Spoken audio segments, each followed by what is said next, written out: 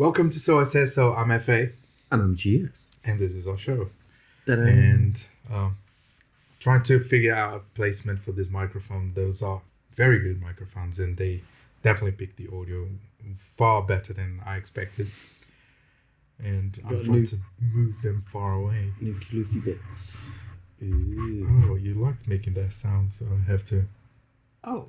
Yeah. So I had to equalize and probably... Yeah. Typical Glen. I'm sorry. Yeah, so I got the little fluffy things to see if I can... Well, they're foamy. Yeah, because they picking even the breathing. Apparently I breathe very heavily. Should we test it? What? No, we don't have to test it. Heavy breathing? Yeah, just breathe normal. Okay. See, I do breathe. It's very noisy. It's terrible. It's terrible when you're editing. And because our sound don't record two separate channels, I can't really remove them. Technical things. I know. So if you probably come here for technical advice more than anything else. No. But you guys learning with us. You know, each episode shows a different challenge that I try to overcome. Mm-hmm. And that's how it is here, I guess. Yeah, we're not proclaiming to be the best of the best. No, we've got PhD in knowing nothing. That's the. That's how that's what it says on YouTube and everything. Okay, yeah. That's two guys with PhD in nothing talk about everything, something like that. I can't remember. So anyway, slogan. Waffle. Yes. Moving on. I think so. No, just having a casual conversation. This guy too. Good. So. Yeah, so I was thinking about, well, we were spoken about this earlier today, and thinking about, I like the subject of the 7 deadly sins as not as a religious context, because sin in this case is more like a vice. Yeah, it has no religious connotation. It's just like character traits. Bad behaviors or traits that can be portrayed as negative. So the word sin explained that very easily, perfectly. So there's no need to try to use a different word. It's just unfortunately heavily associated with religious. But I want to talk about the 7 deadly sins from a more of a philosophical or ideological aspect in society, rather than the fantastical religious connotation that they would be associated with. Okay. And I forgot, I like to start every episode telling a story. Yeah, starting telling something about myself or something just to put it in context. But I think the easiest one is how much I like eating. So I'm guilty. I'm definitely guilty of committing one of those crimes. Gluttony. Yeah. I do like food a lot. Can we name the 7 deadly sins yes. for a start? No, without looking. Okay, you go, because I've already read this. So you go. Not that I would remember anyway. Let's see. So you got gluttony. Mm-hmm. That'd be one of them you just mentioned already. Sloth. Mm-hmm. That'd be another one. We'll talk about that. Greed. Envy. Yes. Envy. Yes. You should know that one first. What? Pride. Okay. That's more my bag. Guilty as charged.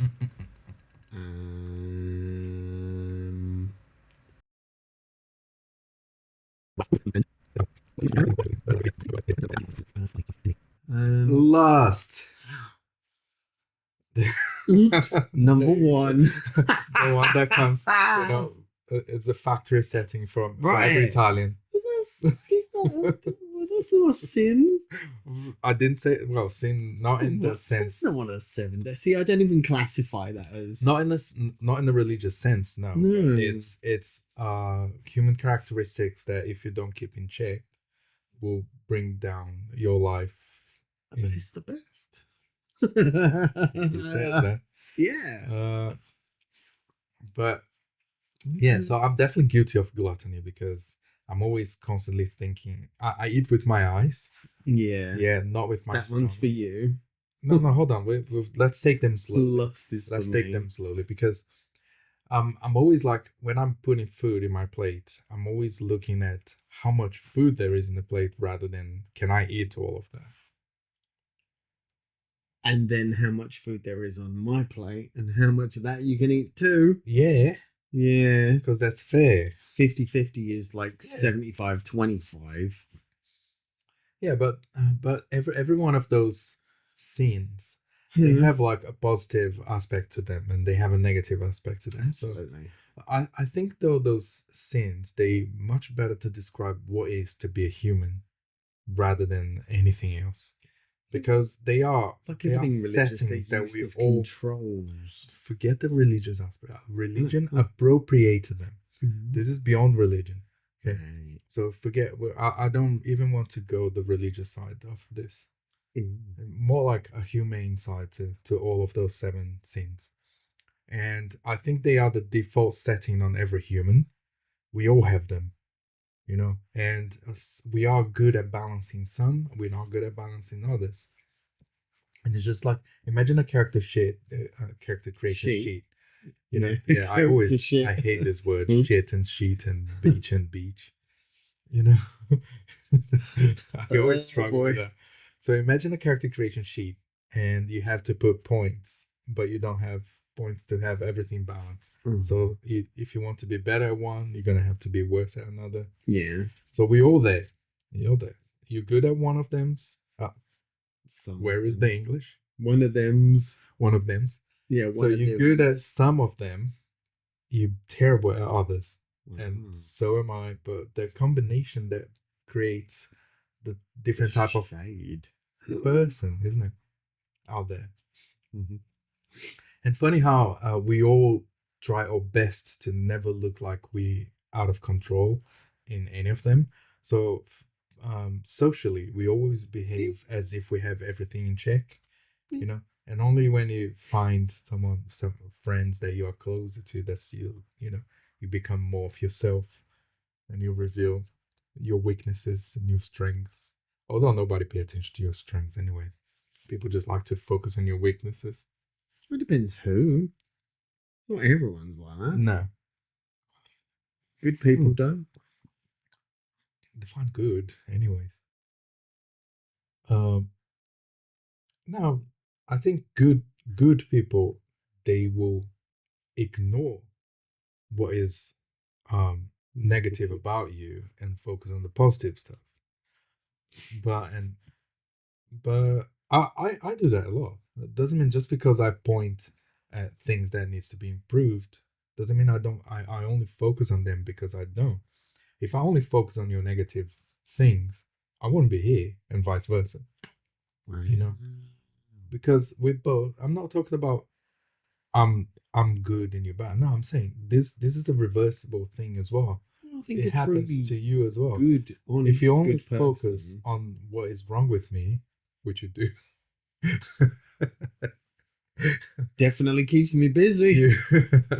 You wouldn't be with me here right now. And yeah, but that's not, especially the world of today, that's not how things work. People wait to focus on.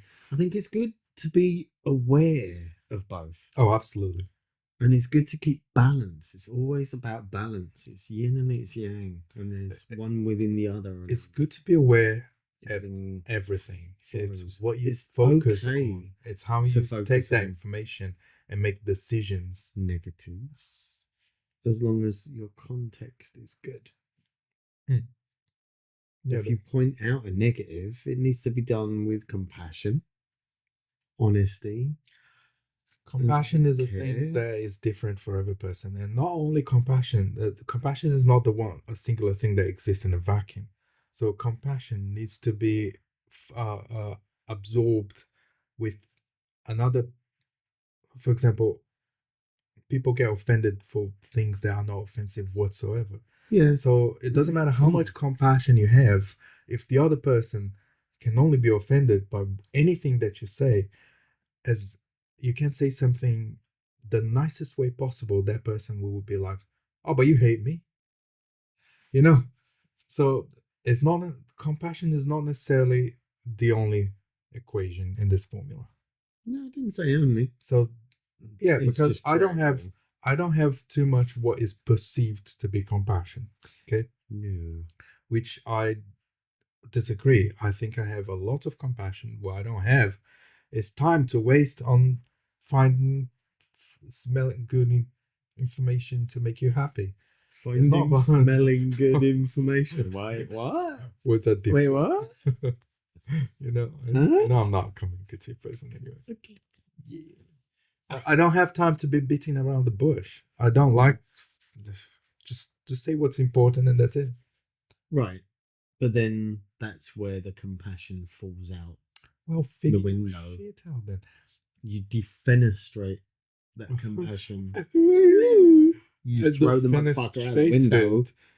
The the like, information. I don't have time for this. Yeah, it's a Moving on. because the other way around, I very much prefer that. Don't give me too many things to think about. Just go straight to the point. Yeah. You know, especially because one, I don't hear very well naturally. Two, I have some sort of audio dyslexia. You know, because when there are too many words, you lost me. You lost me straight away. Three, Yeah, there's the language thing. I dissociate very quickly. Yes, you do. So I like information to be condensed. You know, don't talk too many words. You lost me. And yeah, concise. Yeah. Yeah. So the balance, like going back a little bit. So it's just like a character sheet creation. Yeah. You have points to distribute on all those seven. And funny enough, that we as humanity can't think of an eighth one, and it's just like seven. It is everything that we are in only 7 words. You know. I wonder if there's significance to the fact that there's 7. I don't know. It's just like it happens. There probably is some kind of mysticism to the 7 aspect of it. Mysticism is a value that people put on upon things. It doesn't mean that it exists. It's just like a figurative value that is created. You know, because this is this way, therefore must be a reason. No, reason comes. Well, the whole thing is a human construct. Every one of the 7. Well, as deadly human attributes, human construct. A human construct. And the compilation of them all to be the 7 deadly sins is therefore a human construct as well.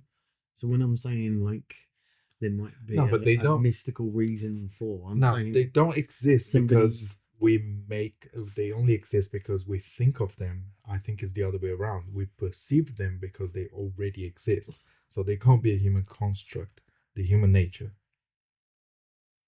The concept of them, the interpretation of them, the awareness of them, and then the perpetuation of the story of them. That's the human construct. That's what I'm saying. Okay. Yeah, well, the added value to them is a human construct. But the inherent value is, I don't think necessarily is a human construct. It's part of human nature. The trait itself. It's like something that we all have, and the balance between how we. Yeah, that's where the framework of it all has been sort of highlighted, I would say, as a means of keeping people in check, so that they don't become too wrathful. But then greedy, there are limitations to the person, to the individual, because it doesn't matter. Some people, they fall in a specific place in that, like say for gluttony, the one that I'm Gluttony. I said gluttony. Yeah. Yeah, the gluttony. You're gluttony intolerant. So the one that I probably I'm sorry. failed the most. Yeah. Let's focus on that one. So I fall in a specific place in the gluttony scale. Just clearing it. Okay. Thanks. Getting on my Thanks nerves. For that. Okay. So I fall in a specific place in the gluttony scale that it's my natural place to be, and I always default to that position. So even if I'm very attentive and I'm trying my best to be here, anytime when I slip up and and I'm not paying too much attention, I go straight back to where is natural to me. Default. Yeah.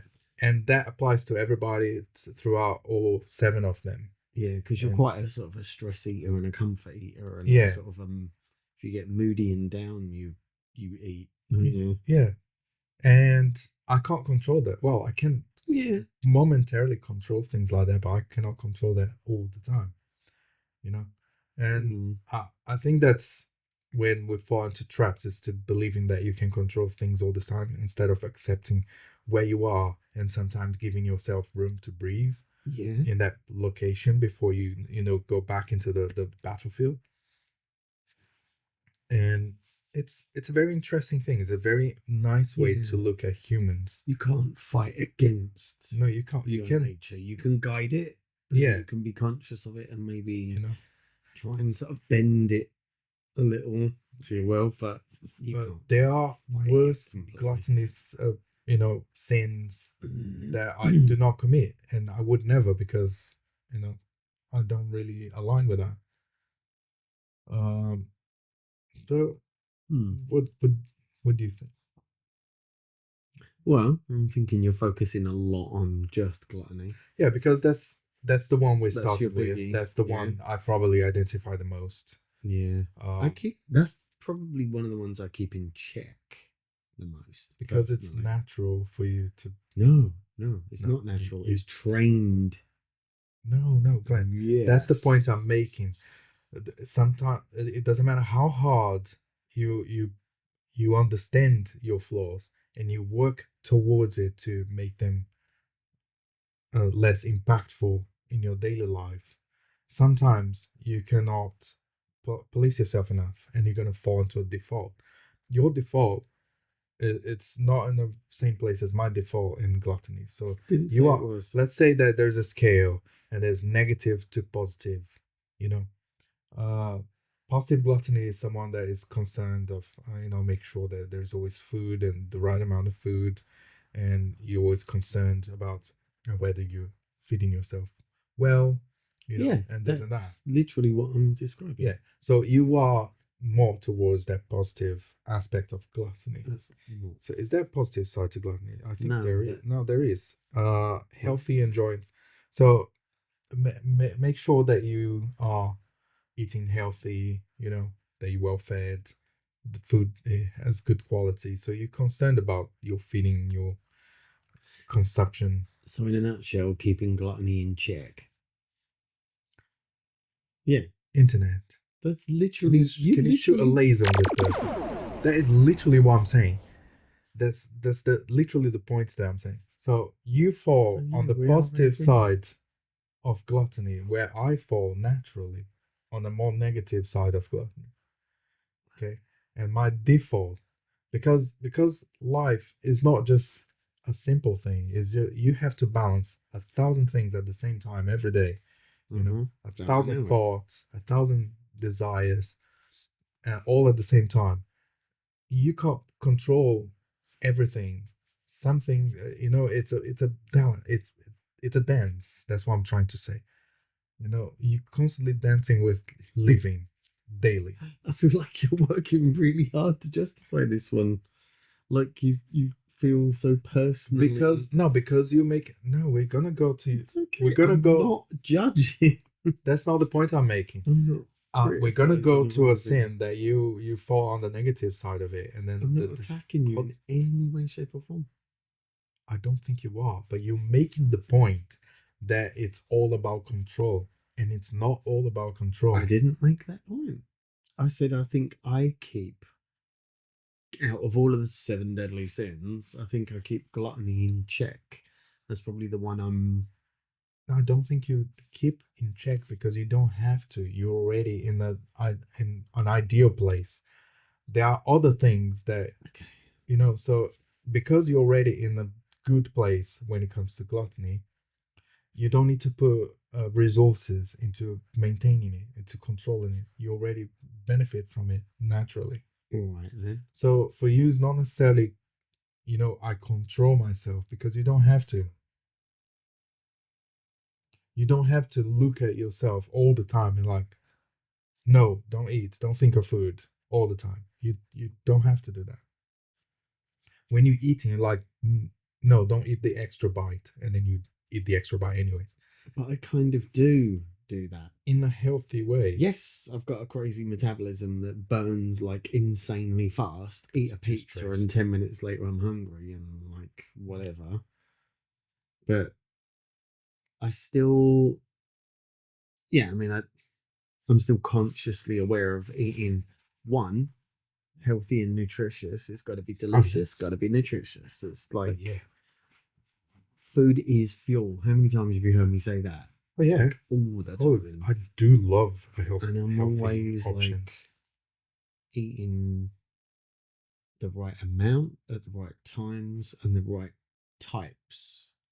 It's all very kind of I would say conscientiously. I would make an argument to I eat. I do love that lady. A lot more healthier than unhealthy.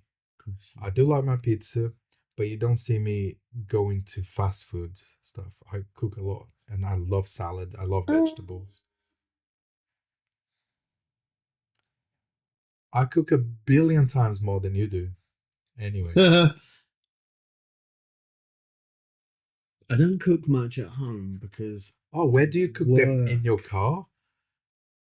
Because work. It doesn't matter. Even when you were at home at the right times, you were the one cooking. I was the one cooking.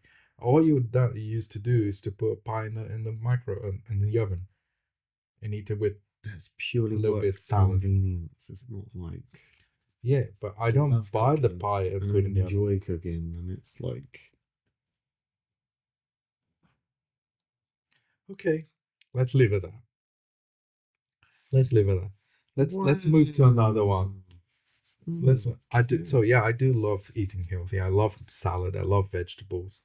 Oh my goodness, this guy. Really?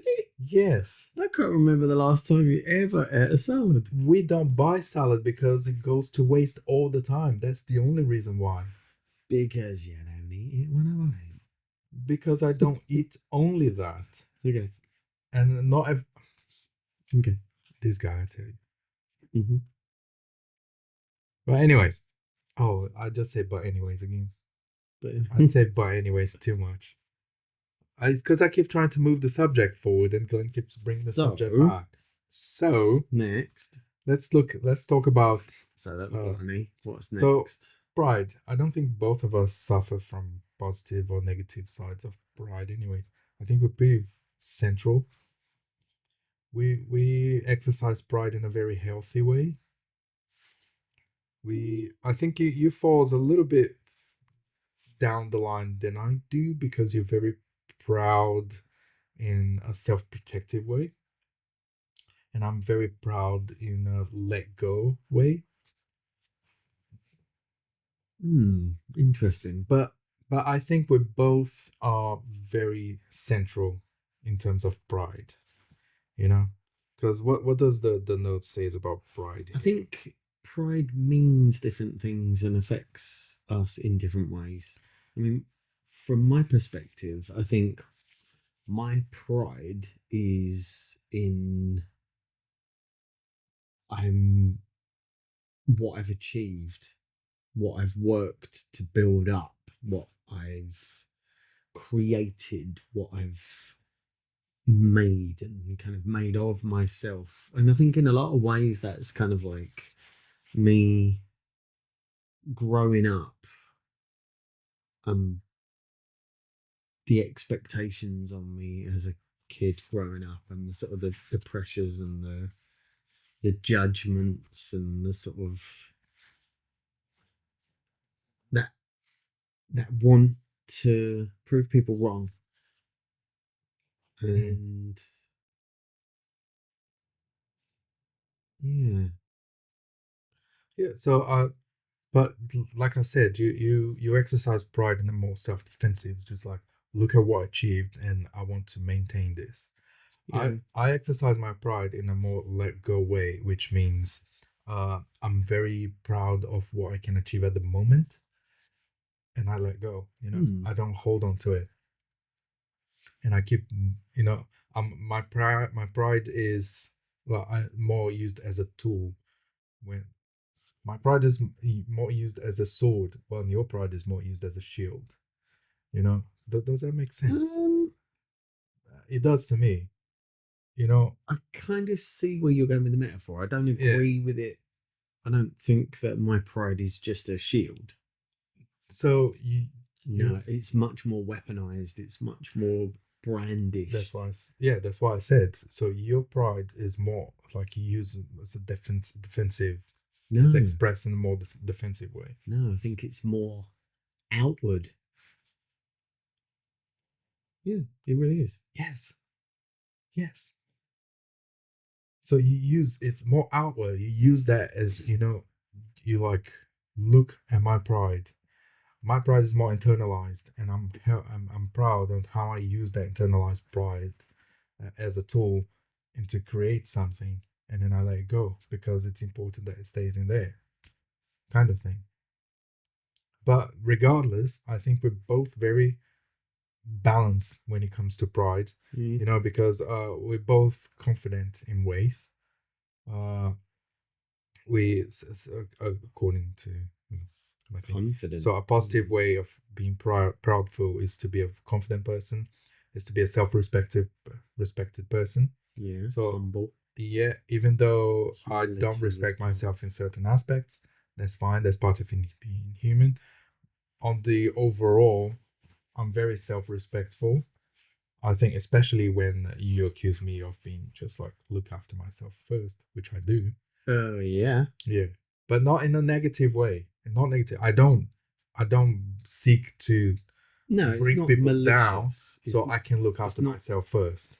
Yeah, it's more like self-absorbed than. Yeah, it's more like I'm looking at myself first, so I'm not too much of a burden to you.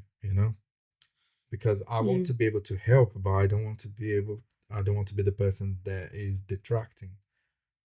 Because I hate to be in the limelight, and here I am, doing a YouTube bloody show under the limelight. So, okay. Yeah.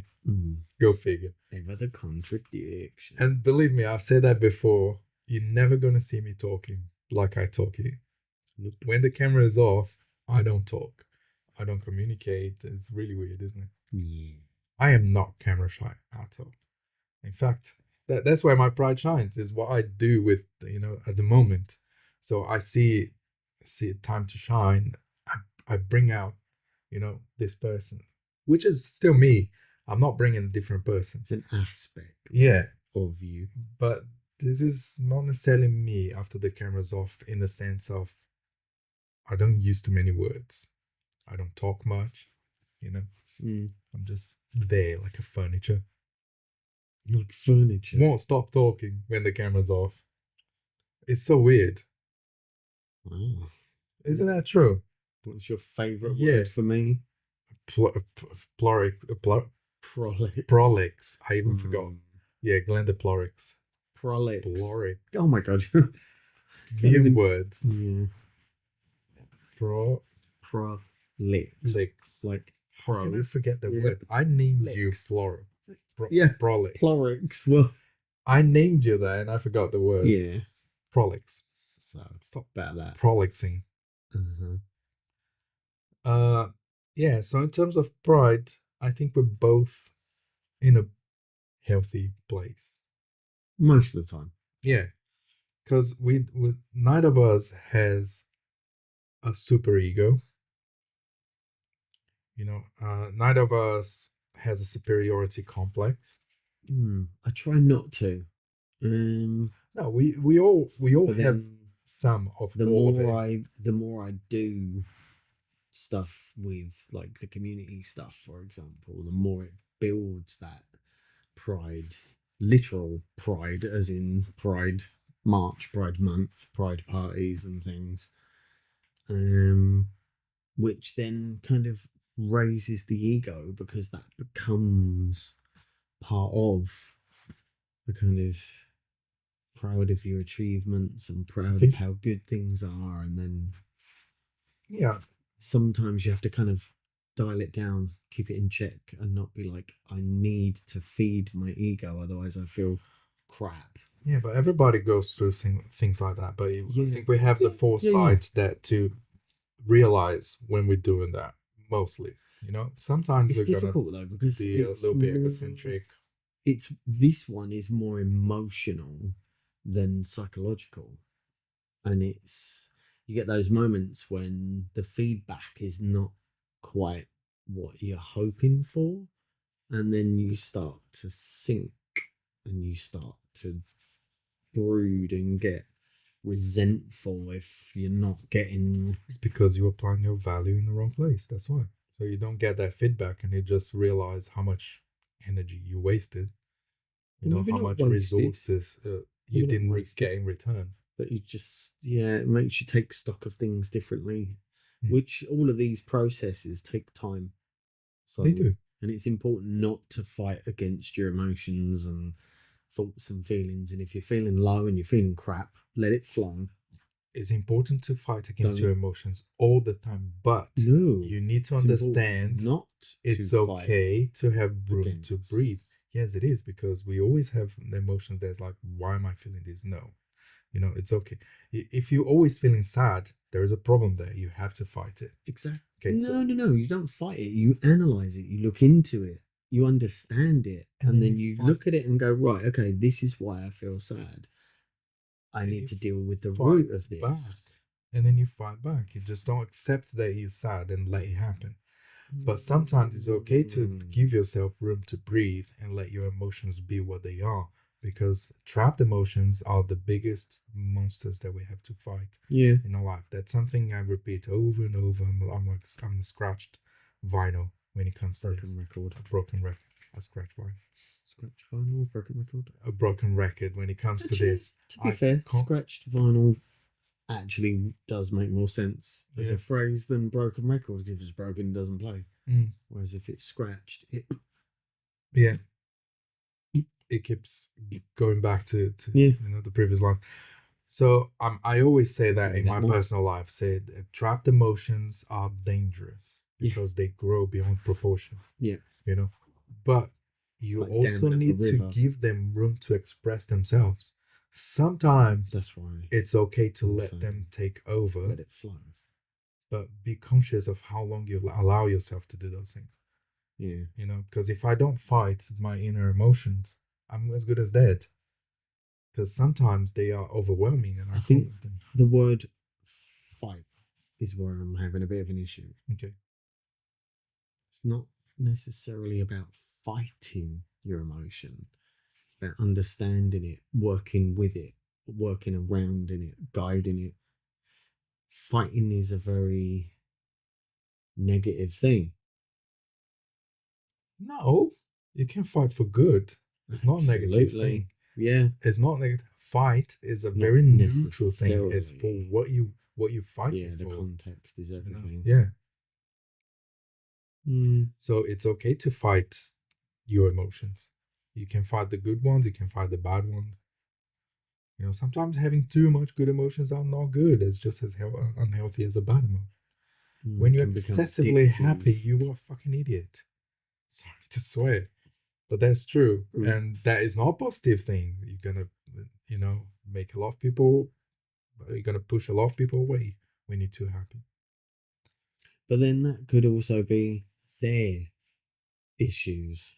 and their inadequacies and their negativities. But then you analyze. They resent you because you're happy. A lot of people are like that. Yeah, but then you analyze. People Is are that spiteful and malevolent. am I being too happy, or that person having a bad reaction towards my happiness? Okay, it's fine. Yeah. But there is such thing as being too happy.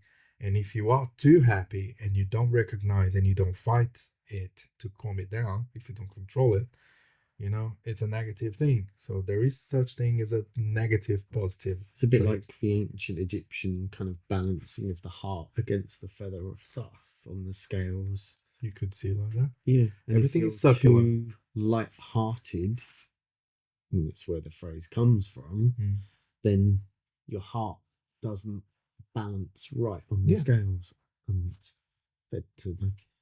But remember, everything is circular. When you go too far to one side, you end up at the other side. Yeah. Balance. Yeah. So in terms of pride, I think we get fairly neutral on that. Yeah. We'll keep that in check. So the next one, greed. I think we both fall in a neutral place. Yeah. As well. You are slightly greedier than I am. No. Yes, you are. You want to have things. I don't want to have things. Not from a greed perspective. Not at all. If anything, I would say I'm more self-sacrificing. Self-sacrificing. You want to build wealth a lot more than I want. I want to build stability. But I want to build stability as well. But my location on stability is different than yours. Wealth is to do good and to actually build. And that's where the pride comes in. But said every person who ever built wealth ever, when they're not in a wealthy place and they want to build wealth for a good purpose, but then the corruption happens along the way. Okay? Well, no one ever said to be, I want to be wealthy so I can be a horrible person. I don't think anyone ever did that. No, people aren't that honest. Yeah. No, it's not just about honest. They don't tell the truth. They're probably thinking it is like a lot of human motivation comes from a good place. They don't say screw that, I want it for me. They'll say whatever else. I mean, there will be the cases where people are like this. I want it for me and my only reason. So there are those quintessential villanesque point of view, like I'm evil because I'm evil. So yeah, someone wants to be wealthy just because they want to do it, because they want all for themselves. Yes, there are those people, but I think for most people it's freedom. But I think some people can start from a good place and end up in a bad place as well, even if they didn't set to be like this. Because I strongly believe that wealth is a reveal or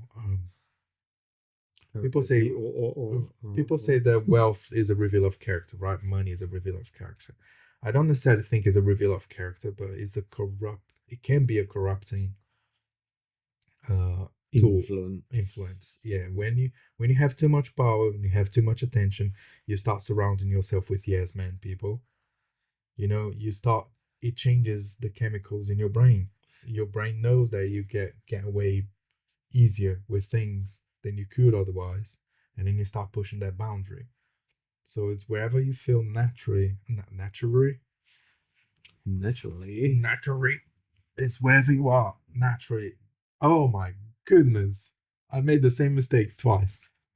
It's whenever you fall naturally on that line of greed. What is wrong with my tongue today? It's not working. I probably am, because I ate so much gluten yesterday. This is the final day I can eat gluten anyway, so I'm back to normal now. I think it damaged my brain. Wherever you fall naturally in the grid line, that's where you're going to move towards. Sometimes you're not allowed to be where you are naturally on that line because of circumstances. So you can't be too greedy because your life don't allow. But the moment that your life started allowing you to become more yourself or more themselves, people will fall back to that place. May. Yeah. It depends what kind of a person you are, what's in your nature to do. That's the point I'm making, because your nature can be kind of influenced and guided, but your nature is still your nature. Yeah. So, like me personally, I don't think my nature is greed based at all. I gave you all the money Genuinely in the world, it would allow you to naturally move towards who you are by default. I could do so much good. If I had millions, I could do so much good. Well, you could also. I would be freer from, well, at least in my mind I would be. Who knows? And I could build what I would love to build, and I could create what I would love to create, and I would have the freedom and the time to do what I want to do, and I would be able to spend time on my physical body and my health and not be a slave to work and physical agony every minute of every day. You don't need to be a millionaire for that. You just need to have a slightly above average wealth. No. Because you need physiotherapy. Yeah. Right. But I need to work every minute of every day just to survive and barely break even. That's what I'm saying. You just need a little bit better wealth. I didn't say you have to stop. Even if we were rich, we would still have to be working towards something. You would still have to wake up to do something. You know, there's no healthy living if you don't work. Never said that you wouldn't. I just said I would have the freedom and the time to actually be able to dedicate my time to my body and my health. Yeah, and that's the point I made. So you don't need to be millionaire for that. You just need to have a little bit more wealth. But you can't do any of that with life in the status quo that it currently is, which is called being a slave to work. And that's the point I'm making. You need to have just a little bit more wealth. I didn't say you need to. We're already there. I never said that. So if we had a little bit more wealth, you would be able to afford. Oh my goodness. We're literally making the same point. No, you are making the point I'm making, but you don't see the way I see it. You don't need to be a millionaire for that. You just need to have a little bit more wealth. The point that you make, and I can bring it back. If I had millions, I could do so much good. Well, you could also. I would be freer from, well, at least in my mind I would be. Right here, you said if I was a millionaire. And it's the point. Phrase. It's a manner of speech. Okay. It's exactly the same as if you said if I was wealthier. Yeah. You're nitpicking, saying like, oh. No, but if you use the word millionaire, you just create like. I said if I had $1 million, just as a random phrase. If I had millions, rewind. See. Rewind it and and subscribe. Thank you. Don't forget to subscribe, smash that button, join us. And then comment. Yeah. And once you've checked and fact checked and seen me say, yeah, if I had $1 million, blah, blah, blah, blah, blah, and then I've already showed it twice. I've already showed it twice. Do you want me to show it a third time? Oh, you're going to edit that in now? Yeah, it's already just done above your finger. It's already done it. Look, subscribe. Wow. Subscribe. But anyways, Mr. Greedy, Bitch. See, but the thing that tells me that you fall slightly towards a more negative side of greed than I do is I'll read the words that is here on the positive and the negative side. Okay. So the positive side of greed, it says the notes. You have ambition. Yep. We both have ambition. Building wealth. We both wants to build wealth. It varies where we want to be in that wealth scale. Blah blah blah. Yes. How rude. Come on. How rude. Oh my goodness. Go. Is patience one of the seven deadly sins? Should be. Impatience and patience. Is Patience. Impatience. Yeah, because it's a negative. Glenn, turn off that No. our cat. Turn it off. I'm asking the questions. Patience is the positive, impatience is the negative. Right? So is impatience one of the 7 deadly sins? That's what I was saying. Just kind of, you said patience, and I'm saying impatience. Yes. Right? Okay. So, as I was saying, the healthy part of greed is having ambition and wanting to build wealth. Fine. On the unhealthy side, never satisfied, you fall a little bit towards that way. You're never satisfied with your status quo. You want more and more and more. I'm someone who is satisfied with the status quo when it comes to wealth, and I just want to exist at the moment. A bit unrealistic, it's fine, but that's me regardless. Okay. And always chasing more is another negative aspect of greed, you know. Not necessarily a negative.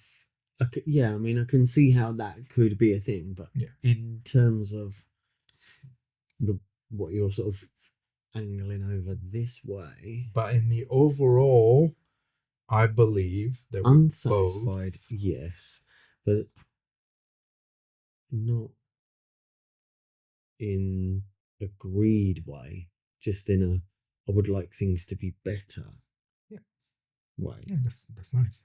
That's why I'm making the point that in the overall, we both falls in a very neutral area. Okay, so it's fine. I don't think either of us is greedy in a negative way. Okay. Not in a way that actually makes a difference. You know, we've got healthy amounts of greed, I would say. Yeah, I mean it's desire. Oh, this one is very Glen. It's no, hold on. We'll get the desire. So this one is very Glen. Wrath. I think I fall a little bit more on the healthy side than Glen does. Okay. And even a little bit more on the neutral side than Glen does. Glen's slightly veered towards the negative side of wrath. Look how red he is right now. He's probably fuming. Am I? I wonder Have why. you seen this guy driving? No, you haven't. He would burn people with laser eyes if he had it. You know, if he had Sonic Boom shout, he would crash vehicles on the road. Oh wow. Oh my god. Say no to that. The hesitation says everything. So, wrath. Now, let's mention the positive and the negative sides of wrath according to the notes here. There are positive. The healthy side of wrath is standing up for yourself. Power. That's all there is, anyway. Which is something I do a lot. I always stand up for myself, and I always stand up for people that I consider inner circle. You know, I will stand up for other people that is not necessarily associated with me, if the moment is right. You know. Okay. But I will never try to stand against people. Does that make sense? What do you mean? Like, I won't, even though I love throwing wood in fire, you know, and see the chaos reigning and this and that. If I think there is a real danger to it, a real unhealthy aspect to things like that, I will stand on the try to help side rather than, make things worse. Okay. But they're not necessarily associated with wrath. So I am someone who stands for myself, and I don't accept abuse of any kind. Nope. At all. No. You know, and if I see someone being abused, I take that mildly personal, and I will try to stand for that person. And so would you. You stand for yourself. I think I've learned a lot about standing for myself from you as well. Yeah. You know, that's one of the things that... Suffer no fools and suffer no bullies. You know? Nope, never. So I've learned that. I've improved that aspect of my life through you by a lot, because you taught me to stand for myself. Yeah. Yeah, a lot more than I used to. I did mention in the previous episode, I used to be bullied like crazy when I was a little kid, because I never necessarily stood for myself. We both were. Now I do. We were both quite. Negative side of wrath. It says rage, revenge mindset. Am I describing someone? I don't have a revenge mindset. Oh, really? No. Really? No, not revenge. Uh-huh. Causality. Oh, you name however you like. I'm sure that everybody who seeks revenge, everything has cause and effect. It. And there was always a balance to reaction, action, and reaction. How do you think Hitler would describe his wrath? Do you think he would try? Do you think he would try to justify it? This right here. this is one thing that I don't even know how to approach this. Hitler would never say something like, I want to burn these people because I just hate them. Even though that was the reason, he would come up with reasonable excuses to do what he did. So even though you justify your wrath, you tend to like to fantasize about revenge sometimes. What? Sometimes. Mild revenge, not bad revenge. No, that's not Glen. But things like, for example, yes, I'm a messy person. I know that. But when he sees my mess, what he does, he takes my mess and put it on my bed. He put it on my chair. He's like, oh, okay, you make a mess. Okay. On very, very, very rare occasions. Yeah. Or like once in an actual blue moon. You think it's justified? If I did it every time you did, that's why I say something that needs the correction. Okay, that's what I'm saying. As you call it, that you're not so bad. Then I would never have any time in the day for anything. That's why I'm saying all my time avenging. Well, you would spend all your time actually acting on your revenge thoughts. That's literally what I just said. The thoughts exist. It's there. That's what I'm saying. I don't waste my time with thinking thoughts of revenge. You do.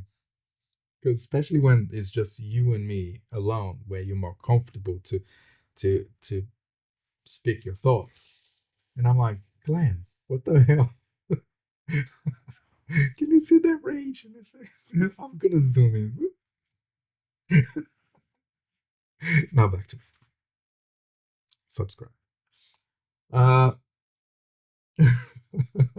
You know it's true. And it's okay. You can only work it if you understand that it exists, you know? And it's fine.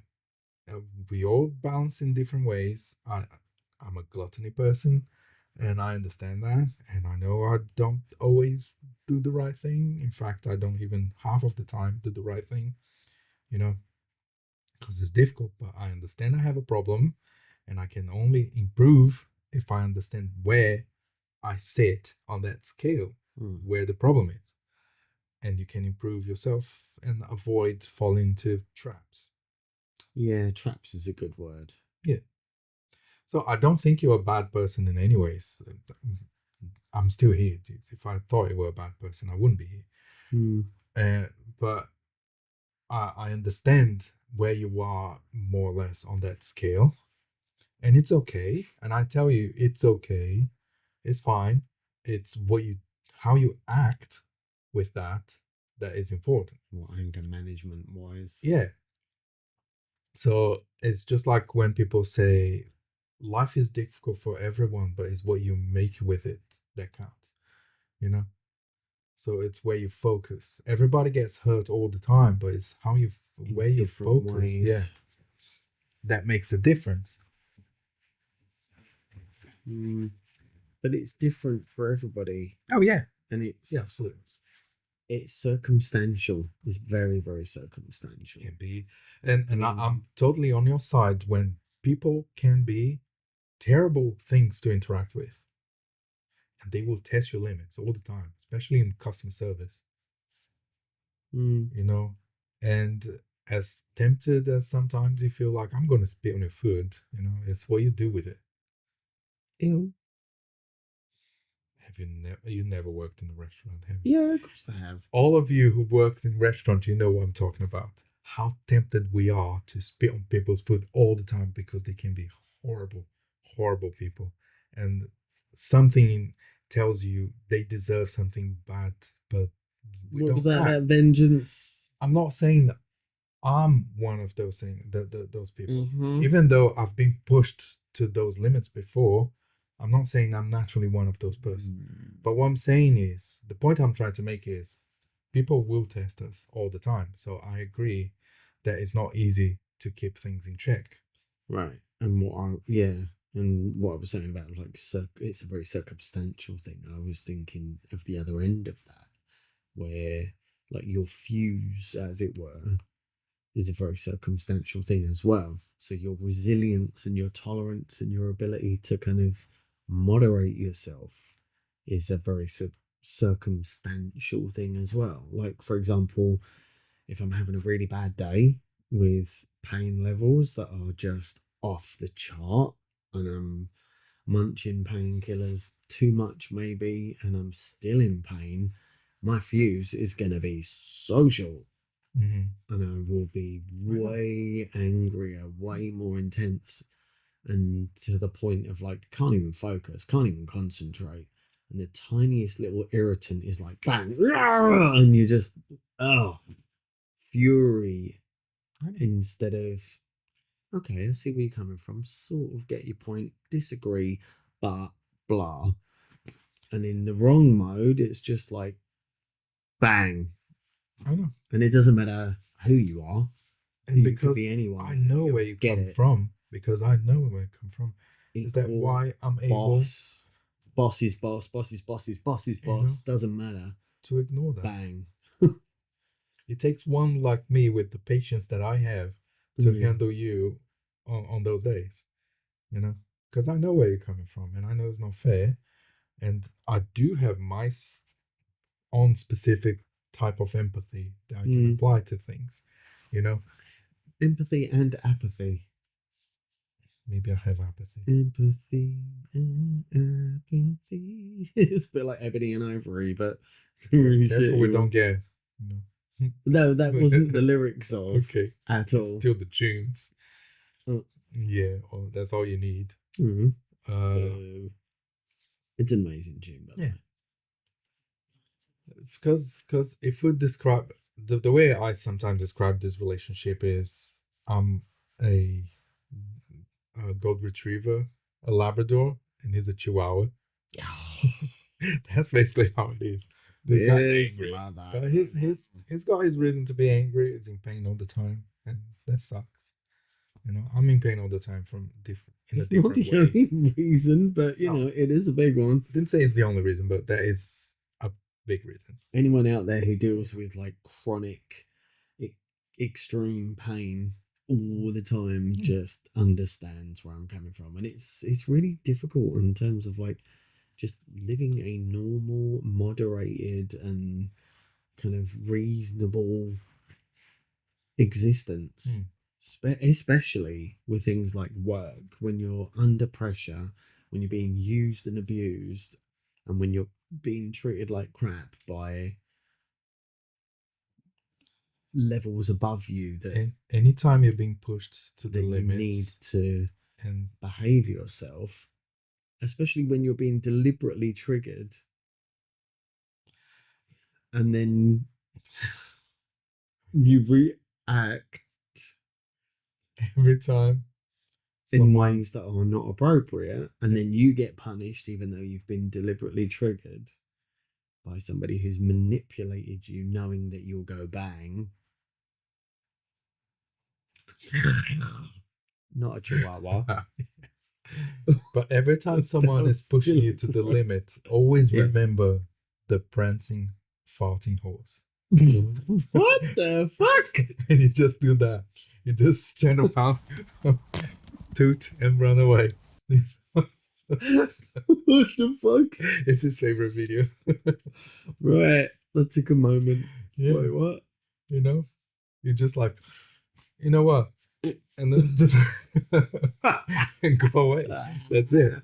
That's how I do. Like you literally did to me the other day. Just runs up, jumps in the air in the supermarket. and just gallops. Like, what the fuck? And I jumped on him and farted and ran away. I was in the middle of Tesco's, right?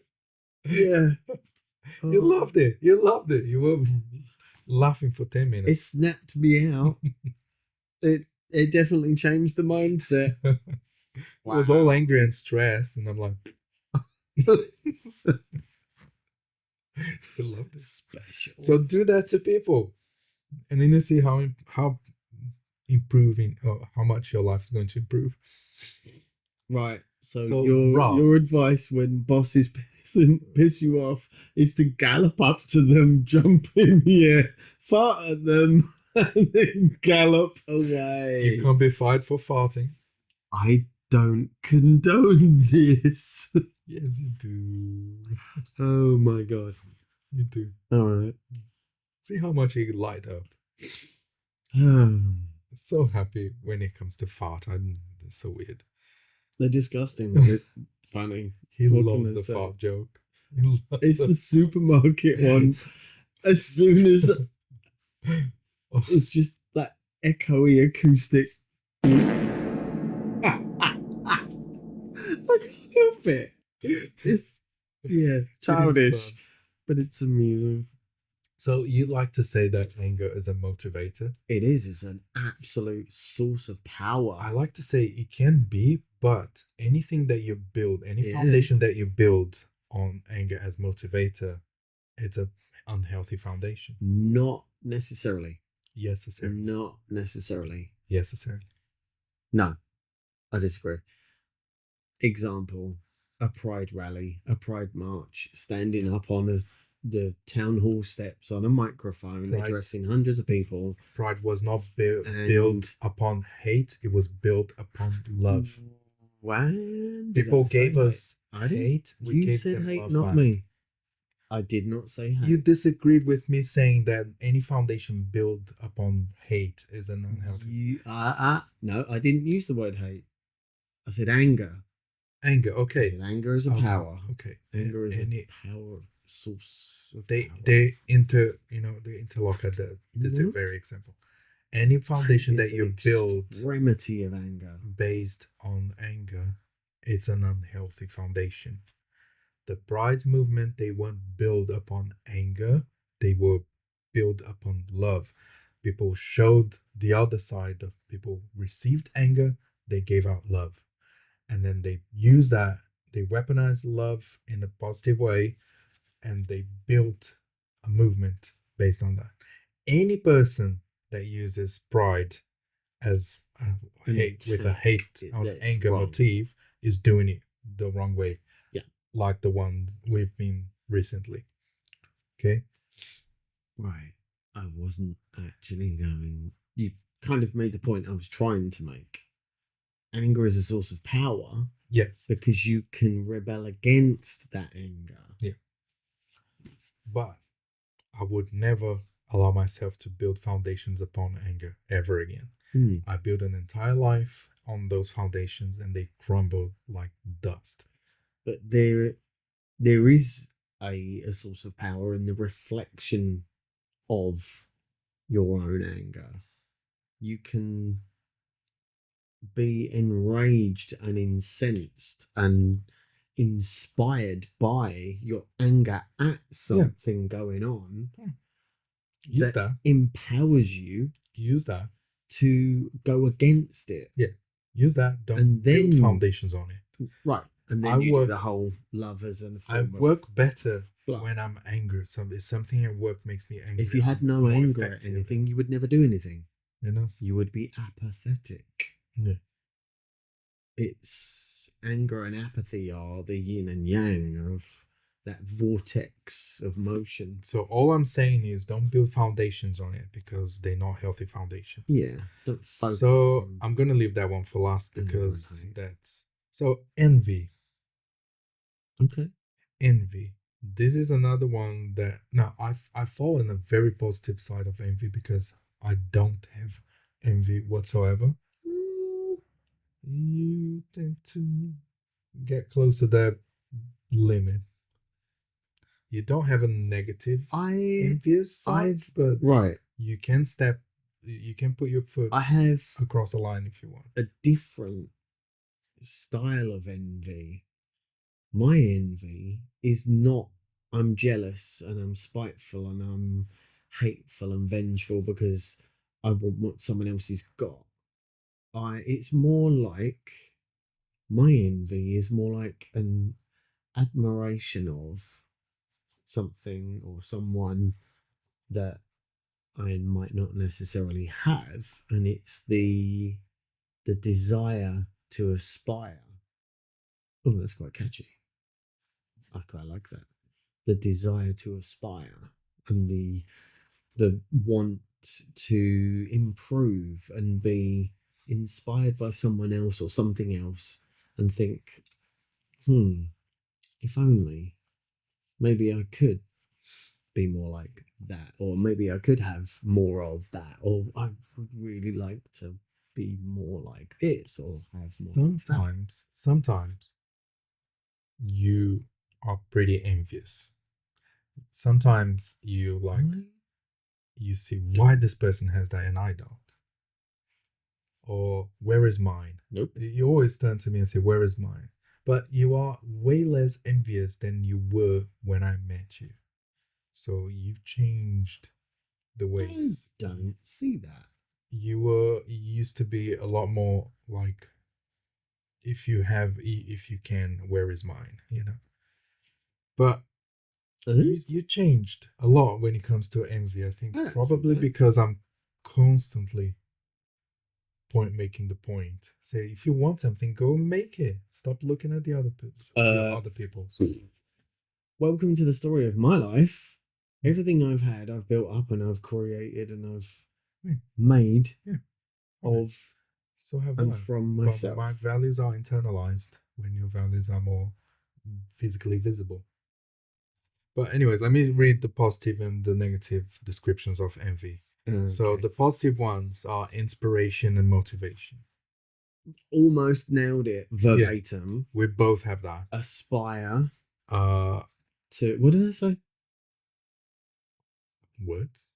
Inspire Prolix? to aspire, something like that. My brain is back to normal. You prolixer. Anyways, prolixer. So showing off we both use our envy, not necessarily in a positive way. I feel inspired when I feel expired. I'm always expired. So we'll get that's the next one. Yeah, I feel a bit expired at the moment. Yeah, and I build because I never want what people have. I never care. I don't care if you drive by with the fanciest car or if you have the greatest computer, or that's something that matters to me, or if you are the most beautiful, most handsome, most strong, most whatever person. I don't care. I care what I want. Yeah. If I want a computer, I don't care if you have a better computer than comparison to someone or something. I care that I have the computer that I want to have. That's it. Agreed. I never want what other people have. Because I don't want people to want what I have anyways. What's mine is mine. Greedy. Mm-hmm. But I'm greedy in the sense of more like I don't want to share rather than possessive. I want what you have. Yeah, it's possessive. It's like mine. And the negative part of envy will be resentment, comparison, spiral. There, see, literally again, I called it comparative comparison. You can be that's the negative. Ever so slightly resenting. No. Ever so slightly. No.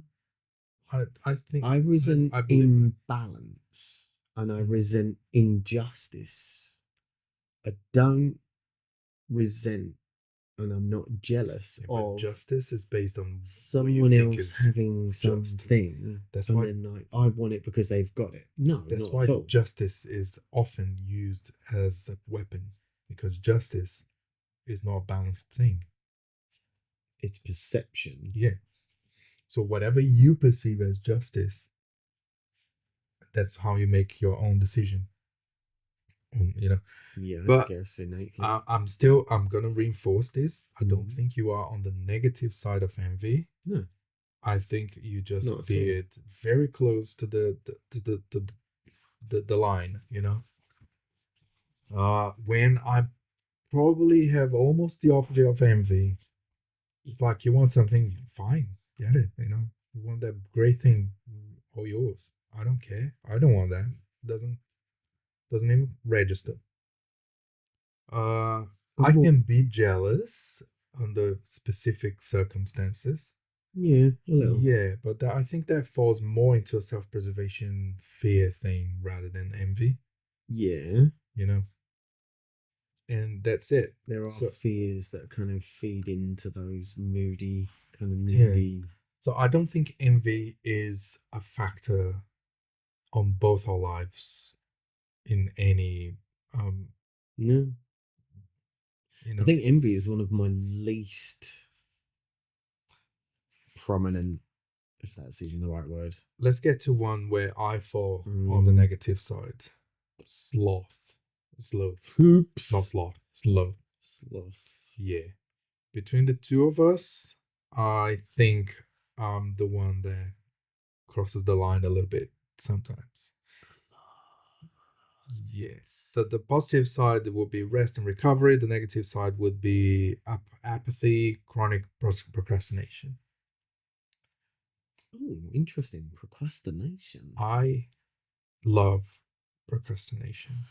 See, I would not put procrastination in with sloth. But yeah, why not? It connects, but it's a different. For me, procrastination is more rooted in fear, confusion, doubt, anxiety. No. Yeah. No. Well, for you, yes. Way. For you. For me, it's not. Way. No. Because I even told my students, say, guys, procrastination is important, but be aware of how much you do it. Hesitation, procrastination. Because I do love procrastination, and sometimes I overdo it, but most times I am fully aware of how much I'm procrastinating. I allow myself that time, but weirdly enough, in the other hand, I can be extremely productive. Give me a task, I'll see that task done to perfection. It's really weird. So I think the fact that I understand my level of procrastination allows me to fight against it when needed. That isn't procrastination, though. That's just processing. Well, a lazy person procrastinates. Lazy is usually a simpler way to explain slow. They're different. They are categorically different. Do you think? Yeah, 100%.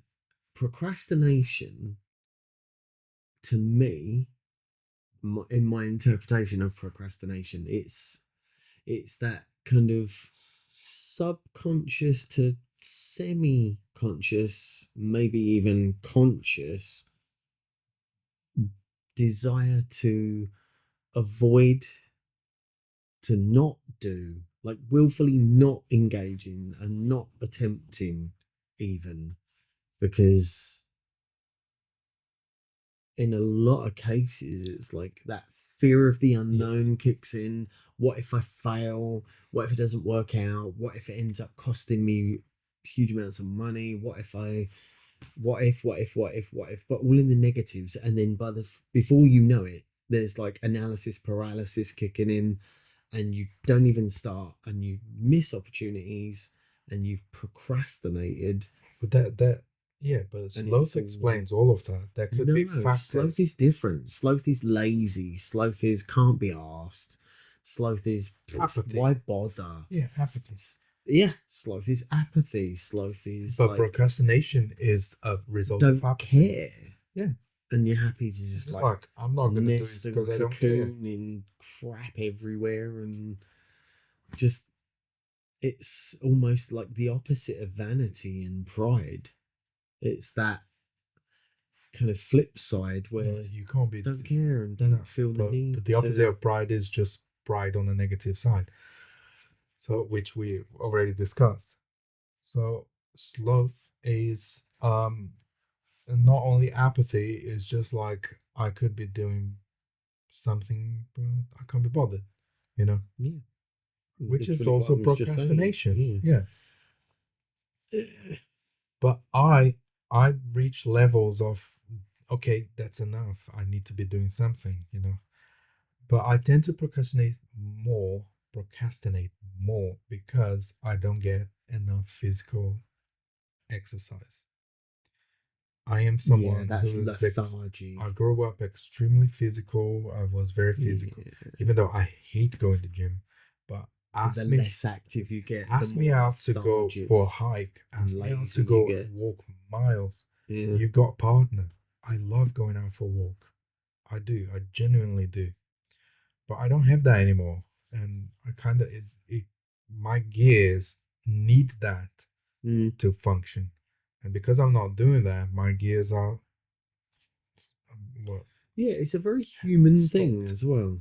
That kind of hiking and marching and walking and kind of getting out in the fresh air and getting the body physiologically. That is me, yeah. Revving up and getting the rhythm going, and kind of it's such a healthy and vital thing.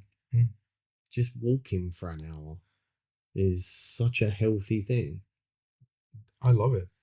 And I start walking to work because I need to be at least the bare minimum fit, Because I just sit all night like this at work. That's literally and I ride my motorbike, come back home, and I just sleep all day. That's one of the biggest killers of our whole lifestyle, is that sedentary. So I start walking to work.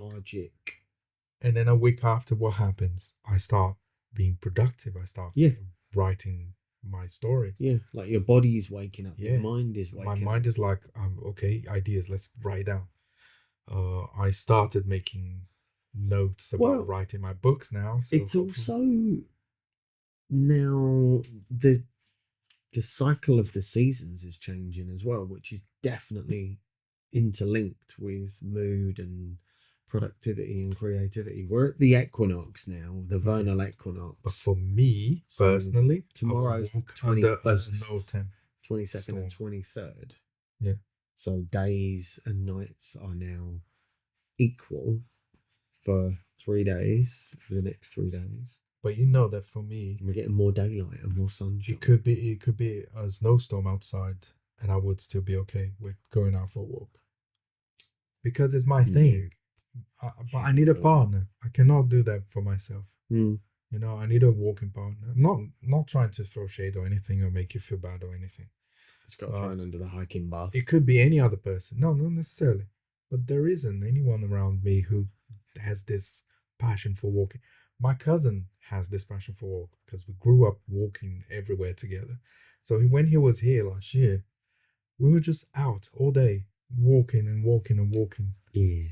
Yeah, and I was out. That was working so and working and working and working. I took some days off, but yeah. But yeah, so my sloth comes with like caveats. It exists because I'm not being appropriately motivated in different, And it's very self-perpetuating. Yeah. It's like a negative spiral that just feeds into itself.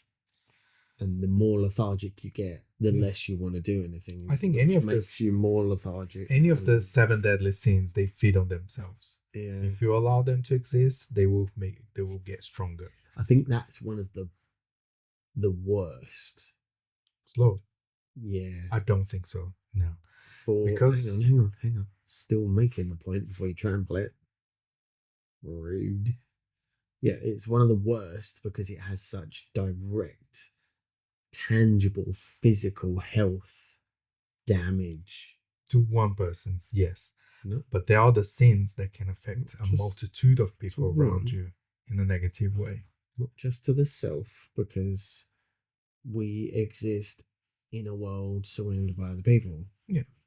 And I think for self-preservation is like me, that's a very detrimental thing to commit, sin to commit all the time, because I always care about the self, yet I'm letting the self rot sometimes, which is not nice. No. But I think I left this one for last, because that's the one we probably exercise the most. What's that? Lust. So lust. Let me read the positive and the negative aspect of lust. So the positive lust would be attraction and connection. The negative lust would be obsession, using people, no control. In terms of using people, neither of us commit that mistake. We don't like using people at all. No. Obsession. I didn't have to say. You guys already, made that connection by yourselves. Shut up. No control.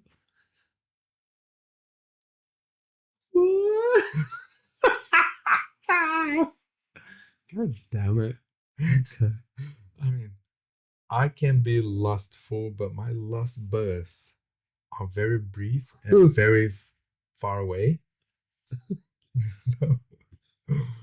One person tends to be very lustful all the time. And the space between those bursts sometimes won't even last a day. A day? Oh my god. Minutes. No, but we're both gay men, which comes with lust by default.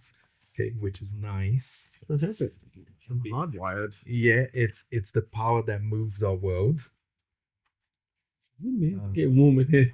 Open the window. Okay, hold on that lust. So, and yeah, I think, you definitely cross that line all the time. Oops. It's all right. I even made a music about that for. No. Moving on. Moving on. On my private time, sometimes I make some AI music. I don't publish them. It's just for us at home. No, it's just for us at home. It's just for fun. It's just like sometimes you want to say something, you just make a song about it and make it fun. Yeah.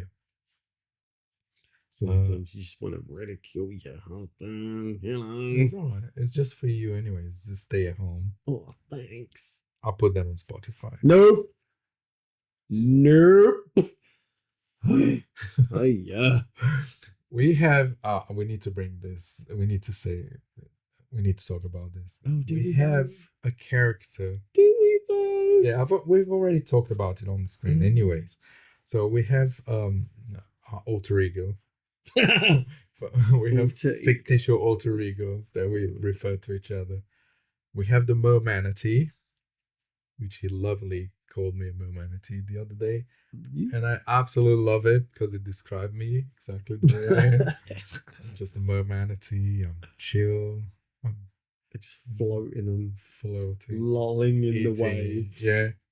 Just like boinking on things. Boink. Zero effort. Yeah. Just let the tide bob you around. In contrast, we have the sun-dry lich.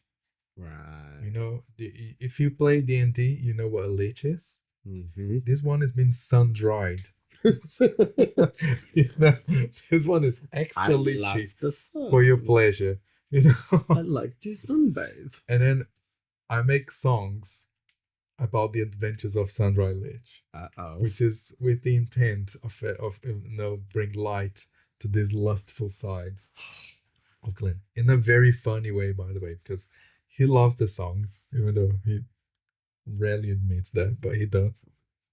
You know, tell them you hate the song.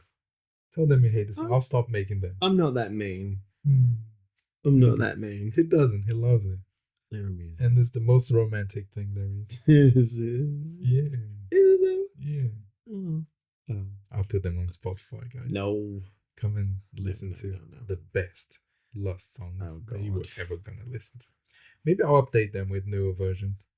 You know. I'm trying because the originals that I made, they're so good, but with so low quality. And the newer ones, they very like studio standard, but they don't have that personality of the old ones. I'm waiting for the technology to reach a point where I can show the old ones and they can remake them, like remaster. Yeah, in a better quality. Okay. Maybe we're getting there. Who knows? I'm not all anti-AI like most people on the internet. Anyways, I think it can be used in a healthy way. It can be a very expression tool. It's only positive in my opinion if it's used as a tool, not as the drive behind things. Yeah. If it's used for a specific purpose that is harmless, and it has intent, a decent intent behind it, it's fine. I'm okay with that. So I don't like music anyways, but I still like real people's music a lot more. It's a lot more creative, much more expressive. And so let's not make this another AI episode. No. Yeah. But I don't think I have much to say about lust anyways, because there is nothing I can teach him about his lust or he doesn't already know. And we both okay with that. We're both very okay with that. Even though you could focus on all the aspects of your life a little bit more. That's an old discussion. He knows that. And that's it. Anything to add? That's that. Does the leech has anything to say? Rude. We don't have a picture of sun-dried leech. I haven't made one yet. No. Just nasty ones. It's adorable. No one can resist the power of the sun-dried leech. Oh, that's it. So cute. Even tell the story when he was in Egypt. Back in the good old days. Yeah. He stole body parts from Osiris. Yeah. Is that Osiris? Osiris. He's the one that was cut into pieces. Yeah, 72. Yeah. Scattered across the land. And then Isis wasn't happy. No. Trying to find that happiness. It's the only part she couldn't find. Guess who stole it? I honestly put those songs online one day, when people start. That was quite funny. Yeah. That was quite clever. Yeah. Let's see what you did there. Was it The Adventures of Sandra Lee? Okay. Yeah. So that completes the list. All 7 of them. I'm trying to think of films. I mean, the one fairly recent film that springs to mind is Shazam. With that featured the 7 deadly sins. Yeah, quite cute. It was such a bad. Yeah, I mean it was just a romp of a film, just crash bang wallop, but one of the best representation, film ever of the 7 deadly sins is 7. Okay, but the best use of the 7 deadly sins ever is Full Metal Alchemist. That's a nice. Yes. Yeah. Full Metal Alchemist is good. Great. And when Lost get killed by Mustang.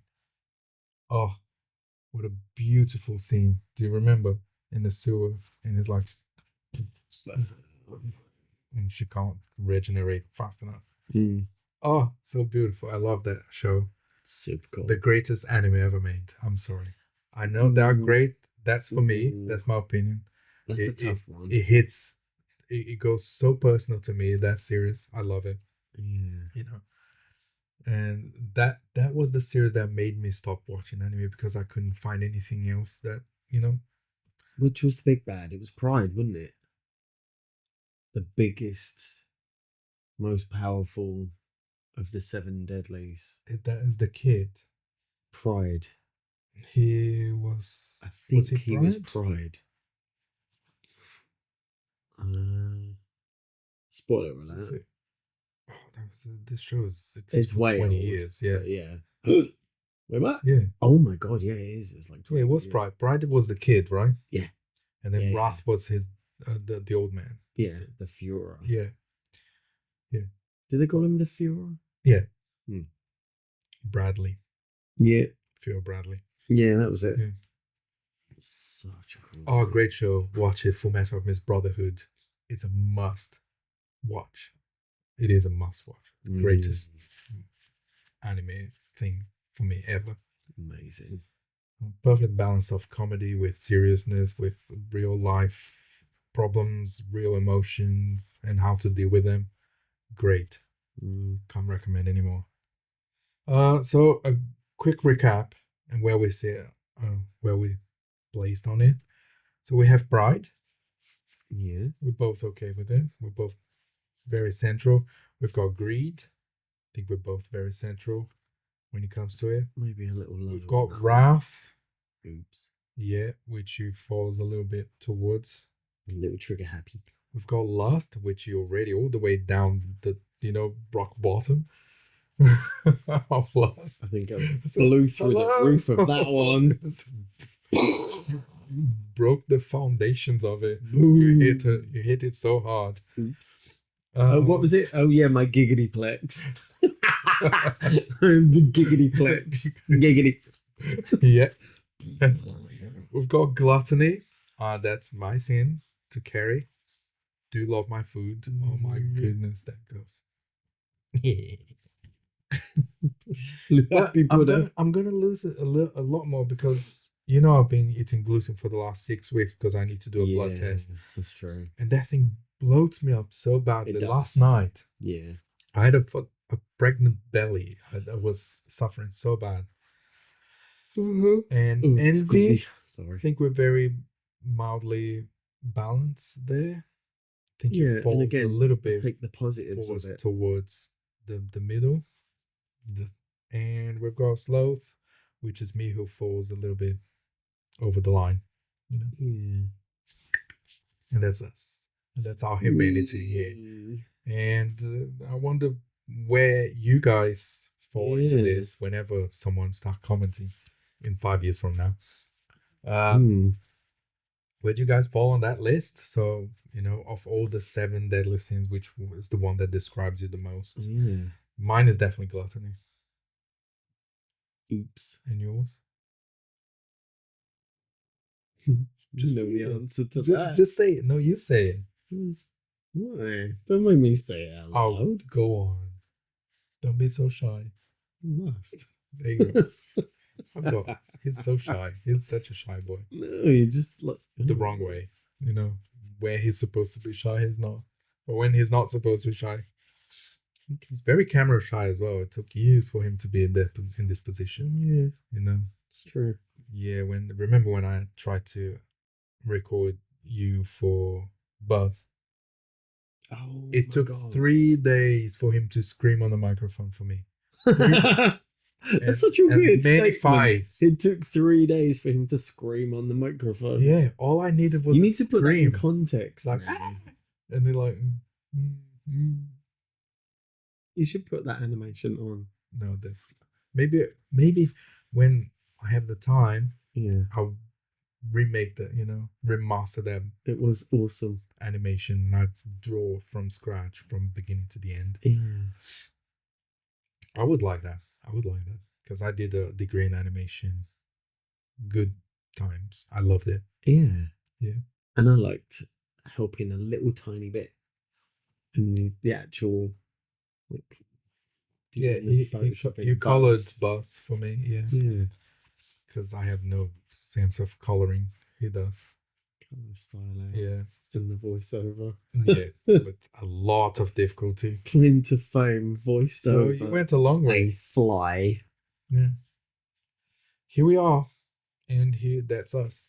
So leave a comment. Tell us which one you identify with most. Whether you accept it or not. Whether you want to admit it or not. That's not the point. But we all fall across the line in one of those or more than one. It's okay. It's part of being human. As long as you're aware of it and you're not making your or someone else's life a living hell because of that, it's fine. Chickity check yourself before you riggedy wreck yourself. Meanwhile, if you're still here, thank you so much for watching this episode. Hopefully don't forget to subscribe, and we'll see you on the next one. Bye. Bye.